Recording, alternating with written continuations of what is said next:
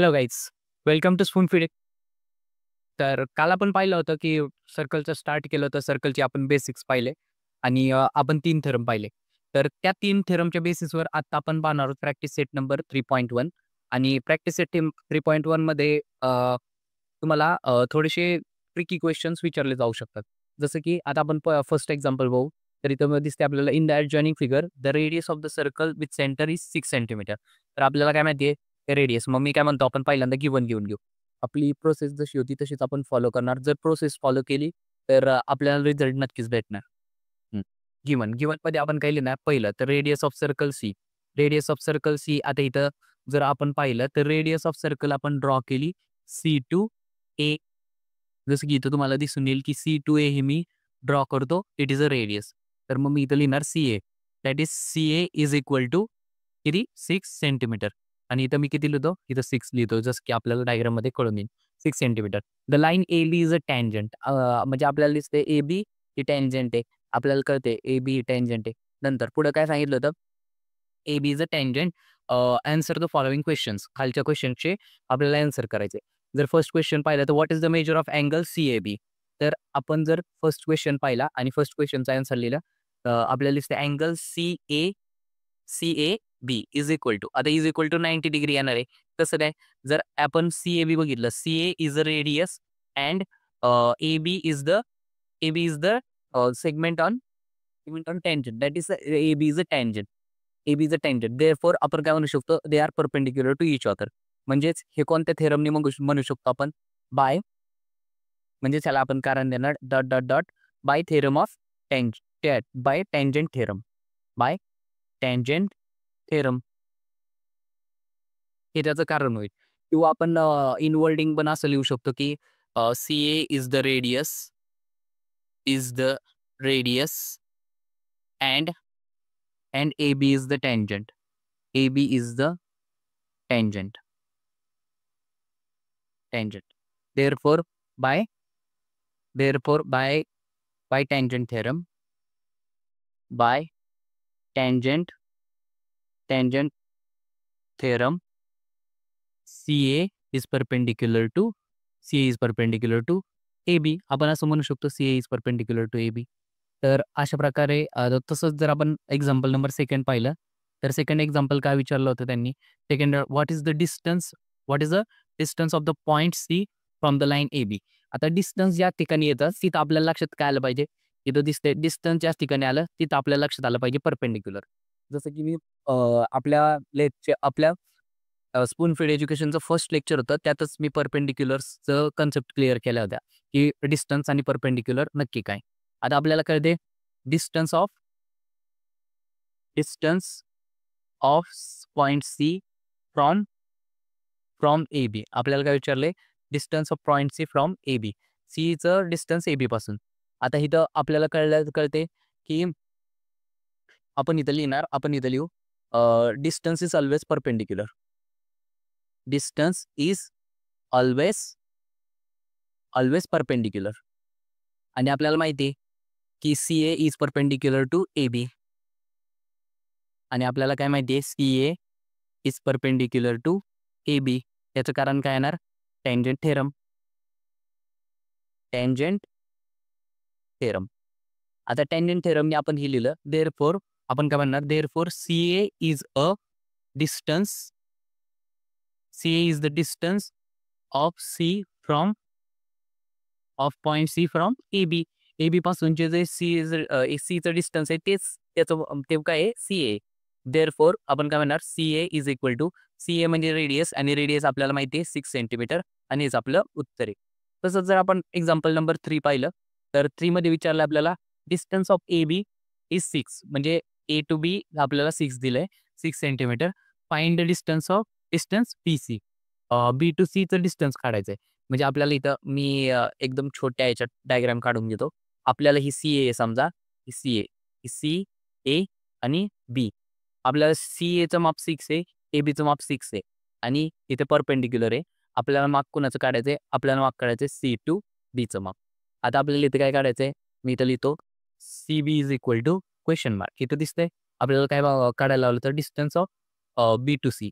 Distance B C म्हणजे C B. इथं तुम्हाला दिसून येईल डिस्टन्स BC म्हणजेच CB आणि आपल्याला extra information AB is equal to 6 दिले. आता AB इज इक्वल टू 6 दिले. इथं दिसते तुम्हाला AB इज इक्वल टू 6 दिले. देअरफॉर आता आपण काय म्हणणार in triangle ABC by Pythagoras theorem आपण घेऊ शकतो बाय पायथागोरस थेरम.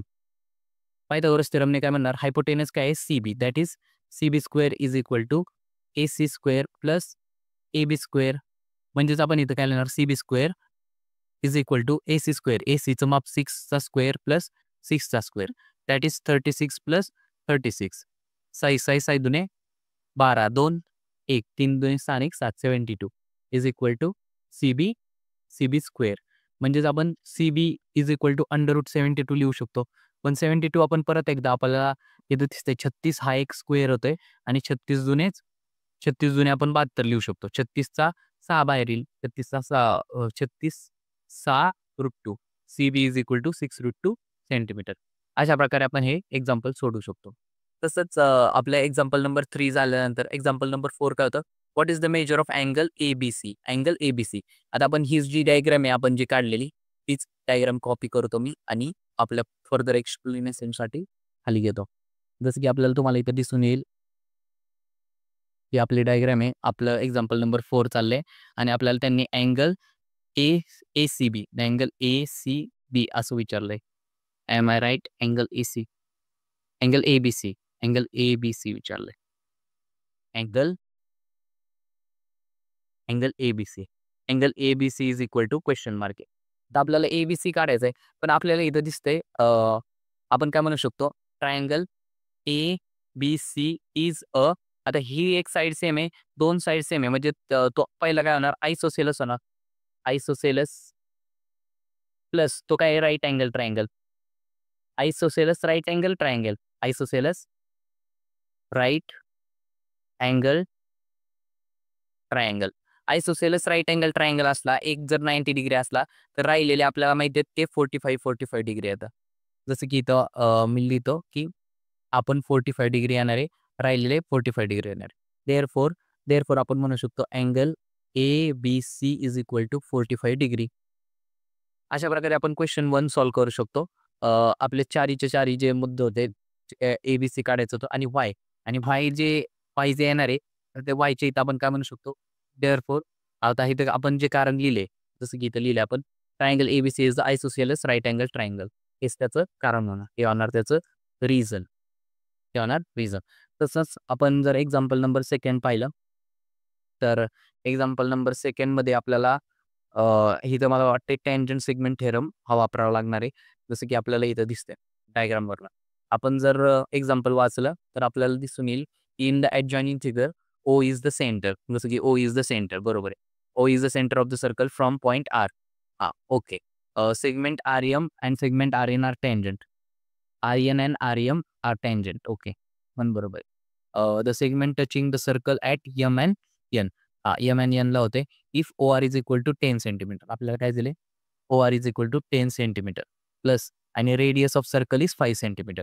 आता radius of circle is 5 centimetre पण इथं जर आपण पाहिलं तर डायग्राममध्ये आपण काय करू की O टू M ही एक रेडियस होणार आहे ती होणार आहे 5 centimetre plus O to N ही पण जर जॉईन केली आपण तर ती पण 5 सेंटीमीटर असणार आहे. जसं की रेडियस तर सगळ्यांच्या सर्कलच्या सेमच असतात आणि इथं आपल्याला कळतंय की इथं 90 डिग्री होणार आहे. इथं अँगल Mला आणि अँगल Nला 90 डिग्री होणार आहे. असं आता जर या डायग्रामकडे आपण पाहिलं तर आपल्याला हे गणित आपोआप सुटून जाते. जसं की जर फर्स्ट आपण पहिल्यांदा तर गिवन लिहून घेऊ की आपल्याला गिवन काय काय आहे आपल्याला दिसतंय की MR and NR are tangent to the circle. Are tangent to the circle from external point. From external point कोणता होता? From external point R. external point R वरनं तो हे O is the center. O is the center of circle. Center of circle. सर्कलचं centre होतं O. म्हणजेच O is the center of circle आणि आता आपल्याला दिसते O is the centre of circle होतं. तर आता आपल्याला ओ एम देअरफॉर आपण म्हणू शकतो O M is the radius. O M and O N are the radius. Are the radius.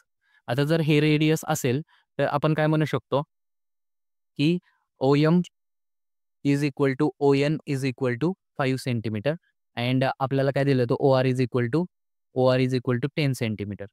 हे कशावरनं लिहिलं आपण O R is equal to 10 centimetre आपण लिहिलं G1 वरनं. मग मी इथं डॉट डॉट डॉट G1 लिहितो. आता हे आपलं G1 झालं. आता आपल्याला फर्स्ट एक्झाम्पल सोडवायचं आहे. फर्स्ट एक्झाम्पल त्यांनी काय विचारलं what is the length of the each tangent segment. Length of tangent segment.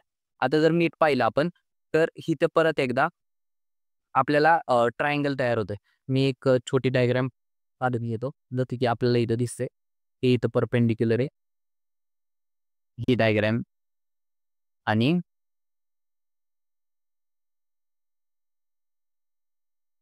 तसंच ते इकडं पण आहे. ठीक perpendicular.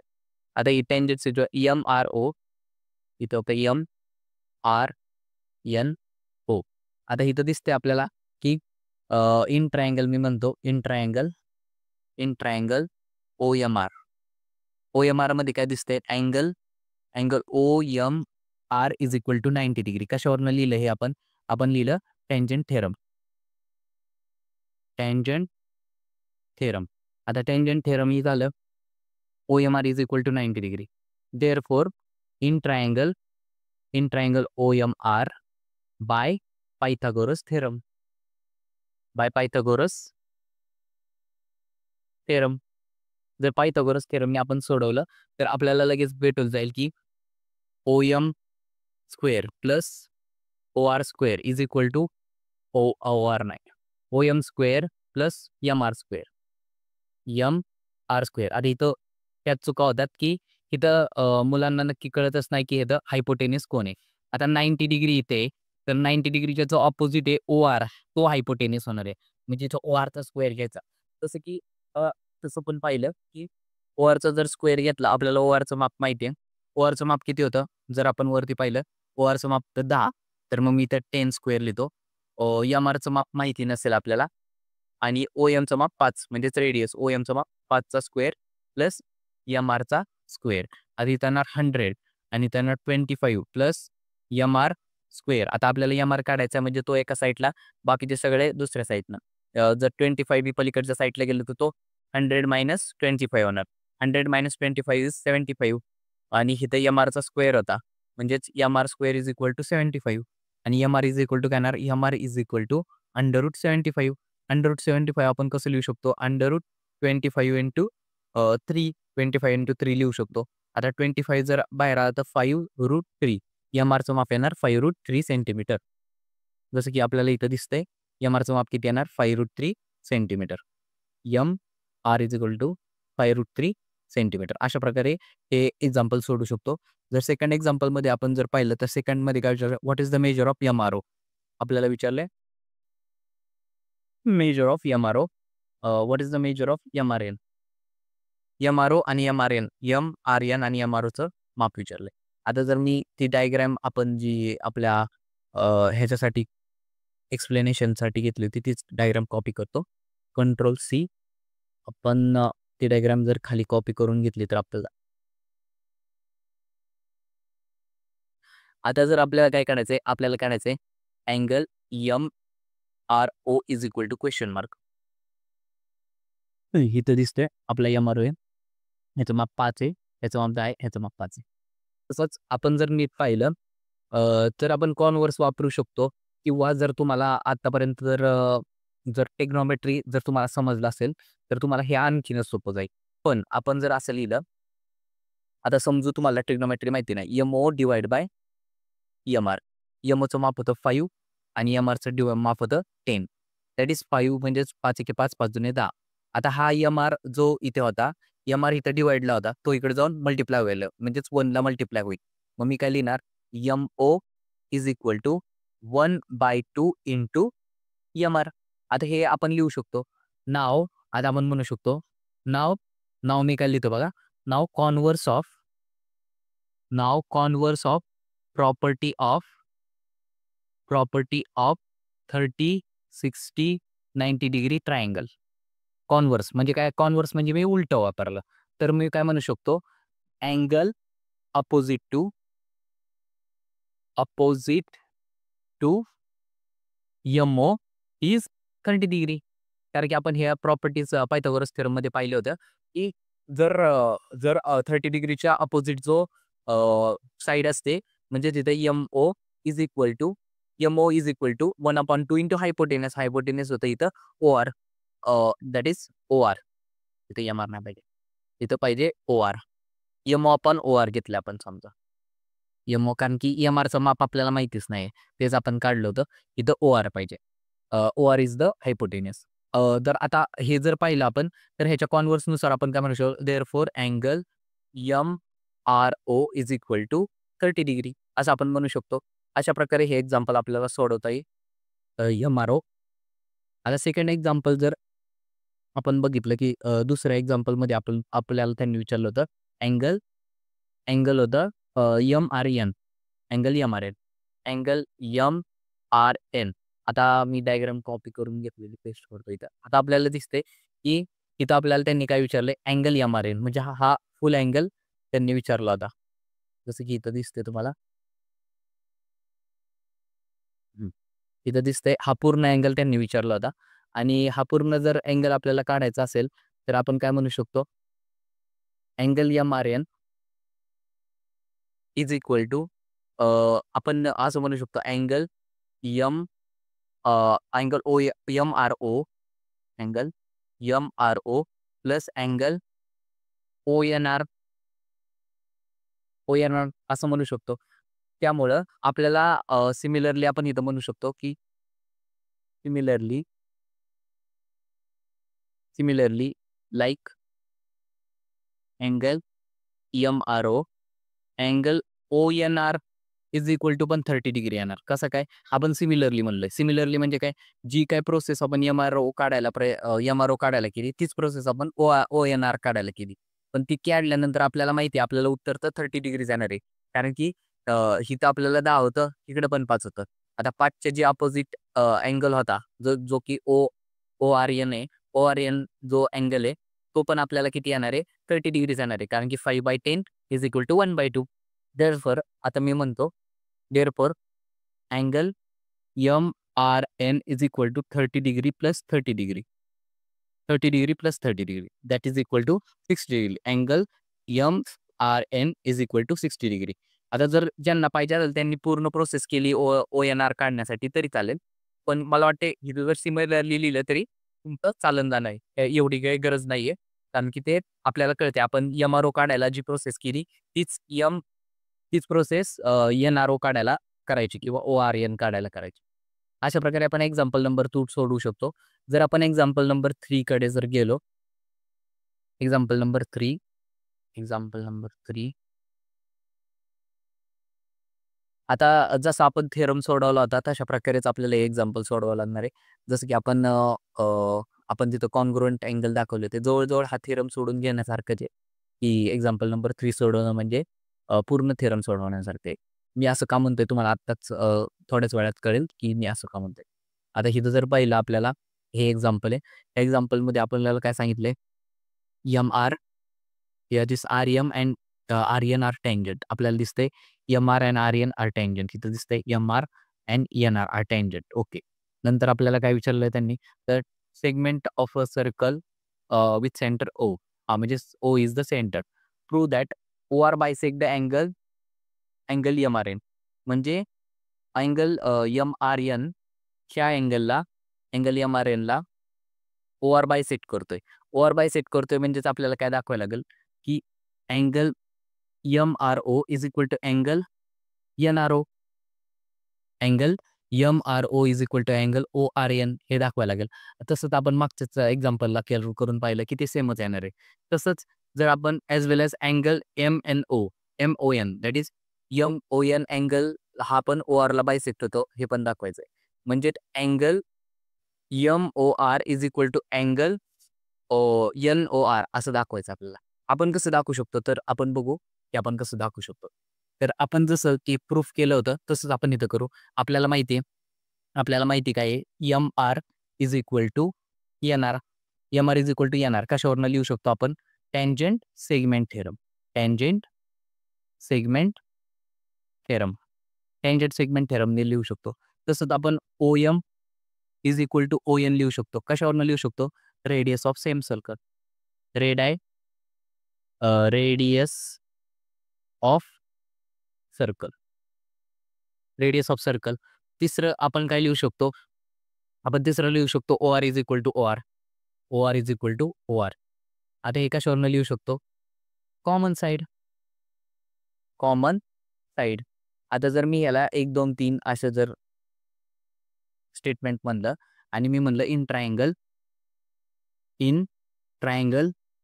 OMR at triangle ONR in triangle म्हणलं बाय बाय नाही फ्रॉम 1 to 3 फ्रॉम 1 to आपण काय म्हणू शकतो? Triangle OMR is congruent to triangle ONR का म्हणू शकतो? By SSS test in congruency. SSS टेस्टनी जर आपण हे कॉन्ग्रुएंट दाखवले, आता ते आपल्याला दाखवतात. आपण थेरममध्ये पण असंच केलं होतं. SSS टेस्टनी हे कॉन्ग्रुएंट झाले. आता कॉन्ग्रुएंट झाल्यानंतर ह्याचे अँगल पण सेम येणार. तर आपल्याला पाहिजे अँगल कोणता होता? Angle MRO is equal to angle MRO is equal to angle NRO. MRO is equal to NRO. आता बघा आपल्याला काय आलं MRO is equal to angle NRO. आता जर हे कॉन्ग्रुएंट असतील तर OR is the bisector of angle MRN. Therefore याला म्हणतो मी स्टेटमेंट नंबर 4. देअरफॉर मी काय म्हणणार? देअरफॉर अँगल MRN नाही आपण म्हणू RO. Therefore RO is a bisector of angle MRN आपण म्हणतो इथं. आपण बघू आपण नक्की काय म्हणलो. देअरफॉर आपण OR that is RO is the bisector of angle MRN आणि OR किंवा RO. आपलं म्हणजे हे प्रूफ झालं. हे आपल्यालाच प्रूफ करायचं होतं ते आपण प्रूफ केलं. अल्सो आपण काय म्हणू शकतो? Also angle. आता दुसरा अँगल कोणता पाहिजे होता? आपल्याला दुसरा अँगल पाहिजे होता MOR. तर मी तोच घेतो. इथं लिहितो angle MOR is equal to angle NOR. कशावरनं म्हणू शकतो हे? आपण हे अँगल जे म्हणले त्याचं कारण आपण देऊ शकतो congruent angle of congruent triangle that is CACT. आता ह्याच्यावरनं आपण ते लिहिलं तसंच ह्याला मी नंबर 4 म्हणतो 5 म्हणतो. ह्याला नंबर 5 म्हणावं लागेल आणि ह्याला आपण रिझन देऊ शकतो फ्रॉम 4. तसंच ह्याला आपण रिझन ठेवू शकतो फ्रॉम 5. फ्रॉम 5 वरून आपण काय लिहिणार? Therefore OR is a bisector of angle. Angle कुठला? MON. Angle MON. आपण काय नक्की प्रूफ केलं ते आपण परत एकदा बघू, की इथं दिसते तुम्हाला की angle MOR is equal to angle NOR आला. हे जर काय अँगल बरोबर आले तर आपण OR is the bisector of MON असं म्हणू शकतो. तेच आपण इथं लिहिलंय. अशा प्रकारे आपण एक्झाम्पल नंबर 3 सोडवू शकतो. जर आपण एक्झाम्पल नंबर 4 कडे गेलो तर 4 मध्ये आपल्याला दिसतं इथं की what is the distance between the 2 parallel line. आता हे जे एक्झाम्पल आहे, हे एक्झाम्पल थोडंसं कॉम्प्लिकेटेड वाटू शकतो कुणालाही. तर आपण पाहू की आपल्याला जितकं सोपं करता येईल तितकं सोपं करण्याचा आपण प्रयत्न करू. जसं की आता इथं दिसतंय एक्झाम्पल नंबर 4 मध्ये आपल्याला डायग्राम दिलेली नाही. What is the distance between the 2 parallel line. तर मी काय करतो पहिल्यांदा 2 लाईन्स काढून घेतो. मी काय करतो? आता समजू ही लाईन आहे आणि दुसरी लाईन ही आहे आणि समजा ही एकमेकांना पॅरलल आहे. लाईन आता ह्याला आपण नाव देऊ लाईन L आणि लाईन M. लाईन L आणि लाईन M जर एकमेकांना पॅरलल असतील आणि मी इथे जर एक सर्कल काढला, आपण एक सर्कल काढून घेऊ.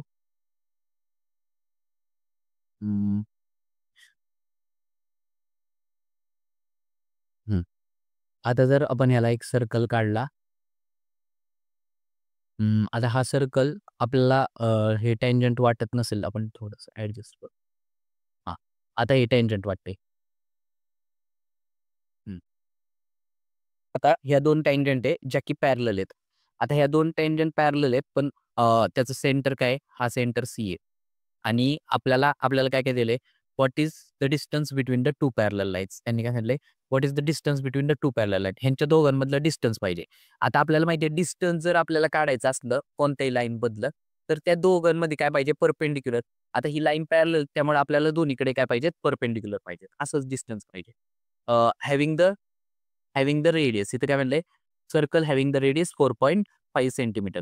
म्हणजे रेडियसची लेंग्थ आहे दॅट इज 4.5 सेंटीमीटर. तसंच आपण इथून इथं जर केलं तर 4.5 सेंटीमीटर. आता आपण काय करू? आपण डायग्राम आपली नाही गेली तर आपण अझ्युम करू. Let let line L is parallel to line M ला L आणि इथं M म्हणू.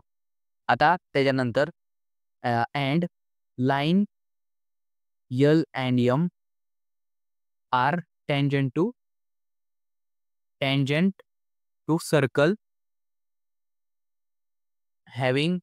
सर्कलला काय? Circle having centre C at point आपण म्हणू इथं ह्या पॉइंटला म्हणू point A and point B. Point A and point B. Point A आणि पॉइंट बीला आपण काय म्हणतोय, की ह्या टच होतंय थोडक्यात.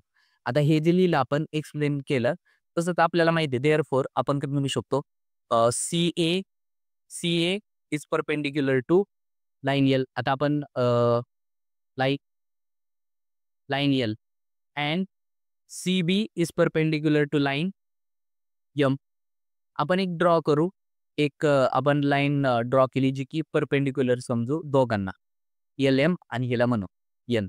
कन्स्ट्रक्ट मी इथं म्हणतो कन्स्ट्रक्ट लाईन. आता ह्याला जे दोघांना वरती लिहिलं आपण CA इज परपेंडिक्युलर, याला कोणतं येणार आहे? याला येणार टँजंट थेरम. टँजंट सेगमेंट नाही, टँजंट थेरम. टँजंट सेगमेंट वेगळं आहे. आता इथं काय होणार? टँजंट थेरम होणार. का होणार? परपेंडिक्युलर म्हणले. Construct line. आपण कोणती लाईन कन्स्ट्रक्ट केली? Construct line L parallel to line M parallel to line L. आपण असं का म्हणलो, की ह्या तिन्ही लाईनी एकमेकांना परपेंडिक्युलर आता म्हणजे पॅरलल असणार आहे. आता ही जी लाईन आपण पॅरलल केली, जर आपण आता आपल्याला माहिती आहे line L parallel to line M. Line M. आता लाईन Mला जर लाईन L आणि N म्हणू आपण.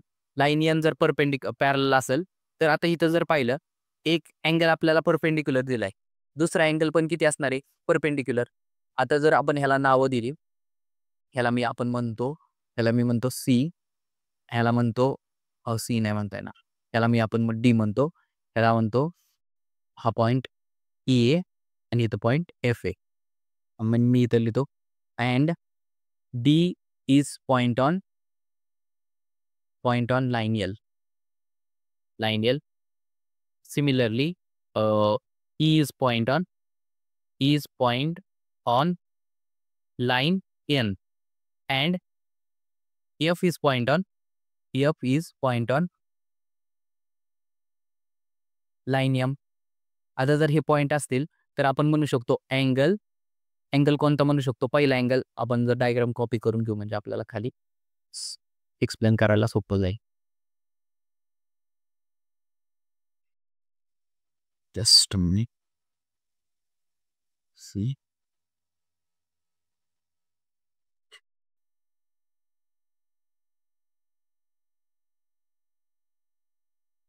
ही जी डायग्राम आहे कॉपी केली.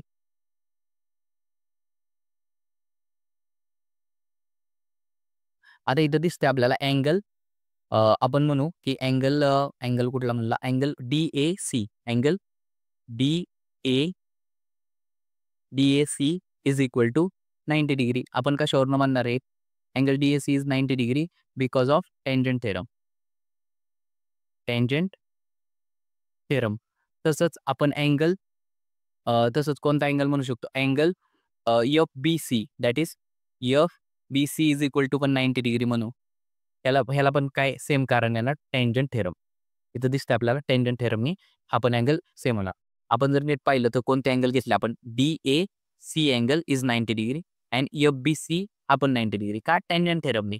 आता टँजंट थेरमनी जर हे दोन्ही जर 90 डिग्री येत असतील, तर आपण म्हणू की line L is parallel to line L, M, L आणि इथं एम आहे. L is parallel to line N. आपण काय केलंय? आपण हे कन्स्ट्रक्शन केलंय. तर कन्स्ट्रक्शन केल्यानंतर आपल्याला ह्या 2 लाईनी आहेत. तर मग आपण म्हणू की आपण जर इंटेरियर अँगल थेरम वापरला. इंटेरियर अँगल कोणते? Angle D A C plus angle E C A म्हणजेच काय? अँगल डी-ए-सी प्लस अँगल आपण काय म्हणणार? D A C plus angle E C A is equal to 180 degree आला पाहिजे. पण D A C is equal to 90 degree आहे. Plus angle E C A. E C A is equal to किती येणार मग? E C A is equal to 180 minus 90 that is therefore angle E C A is equal to पण 90 degree येणार. ई-सी-ए पण जर 90 डिग्री आला, आता हा पण 90 डिग्री आला आणि जर आपण सिमिलरली म्हणलं, तर आपल्याला अँगल बी-सी-ई इज इक्वल टू पण 90 डिग्री येईल. आता जर आपण पाहिलं की जर 2 90 डिग्री येतात ते. आता जर 2 90 डिग्री येत असतील, तर आपला जो पूर्ण अँगल होतो, तो 180 डिग्री होतोय. म्हणजेच पूर्ण angle A C B is equal to 90 degree plus 90 degree is equal to 180 degree आणि हे जर आलं, देअरफॉर आपण म्हणू शकतो A dash C dash B, A dash C dash B that is आपण A dash C dash B असं का लिहिलं? तेच म्हणजेच काय आपण लिहिणार आहे की A C B are collinear. हे जर कोलिनियर असतील, देअरफॉर आपण distance between line L and line M is A B. Is आपण काय म्हणू शकतो? Is A B. का म्हणू शकतो? कारण की ते काय आहे, पहिलं तर ते कोलिनियर आहेत. कोलिनियर तर आहेच आणि त्याचे अँगल जसं की आपल्याला इथं दिसतंय ते दोन्ही परपेंडिक्युलर आहेत. Angle D A C is equal to angle F B C that is equal to 90 degree. Therefore आपण डिस्टन्स बिटवीन दॅट इज आणि ए-बी इज इक्वल टू आपल्याला माहिती आहे. ए-बी इज इक्वल टू आपण काय म्हणू शकतो? A B is equal to A C plus C B. आता ए-सी प्लस सी-बी असं लिहू का शकतो? कारण की हे कोलिनियर आहेत म्हणून. जर कोलिनियर असते तर आपण असं लिहू शकत नव्हतो. Because of A dash C dash T. आता हे कोलिनियर आहेत, पण एसीचं माप आपल्याला माहिती आहे 4.5 आहे. हे दोन्ही रेडियस आहेत 4.5 plus 4.5 that is 9 centimetre. A B is equal to 9 centimetre. Therefore distance between the two parallel lines, two required parallel lines. Two आपल्याला माहिती नव्हतं ना पहिल्यांदा, मग आपण लिहिणार two required parallel lines is किती येणार? 9 सेंटीमीटर. तर अशा प्रकारे आपण तुमचा प्रॅक्टिस सेट नंबर 3.1 संपवलाय. मला वाटत नाही की तुम्हाला कुठे ह्याच्यात शंका असतील. आपण जेवढ्या सोप्या पद्धतीने घ्यायचा प्रयत्न केलाय तेवढा केलाय. तर असाच कंटेंट घेऊन परत एकदा पुन्हा येऊ आपण. तर भेटूया लवकरच. Stay tune for it.